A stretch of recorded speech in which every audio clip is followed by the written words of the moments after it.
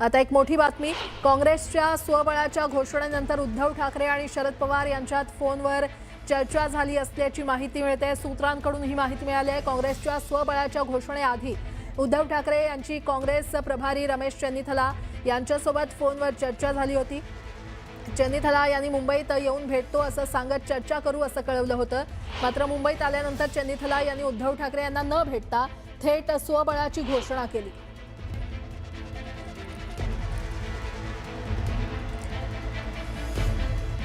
अतिशय मोठी बातमी आपण पाहतोय। काँग्रेसच्या स्वबळाच्या घोषणेनंतर उद्धव ठाकरे आणि शरद पवार यांच्यामध्ये फोनवर चर्चा झाली असल्याचं कळतंय।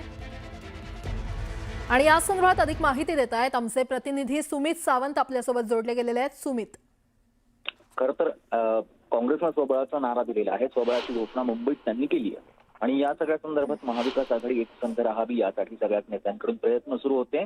रमेश चन्नीथला ज्यावेळेला दिल्लीत होते तेव्हा त्यांची उद्धव ठाकरे यांच्यासोबत फोनवर चर्चा झालेली होती आणि पुढे निवडणुका कशा लढवायच्या या सगळ्या संदर्भात आपण भेटून बोलू असं चन्नीथला उद्धव ठाकरे यांना म्हणाले होते। आणि त्यानंतर चन्नीथला जेव्हा मुंबईमध्ये आले त्यांनी थेट मुंबईत आल्यानंतर घोषणा केली, स्वबळाचा नारा दिला आणि त्यामुळेच कुठेतरी महाविकास आघाडी आता फुटते आणि महाविकास आघाडी वेगळी झाली असं सध्या समोर आलं। पण या सगळ्या आधी चर्चा झालेली होती अशी माहिती सूत्रांकडून कळते।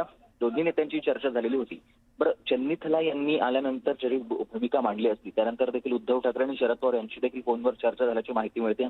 दोन्ही नेत्यांमध्ये चर्चा झाल्यानंतर निवडणुका कशा लढवायच्यात किंवा एकत्रितरित्या राहणं फार गरजेचं आहे आणि त्यासाठी प्रयत्न करायला हवेत अशी देखील या दोन्ही नेत्यांमध्ये चर्चा झाली। पण निवडणुकीची घोषणा करण्याआधी किंवा स्वबळाचा नारा देण्याआधी या सगळ्या नेत्यांमध्ये फोनवरून चर्चा झालेली होती अशी माहिती सूत्रांकडून कळते।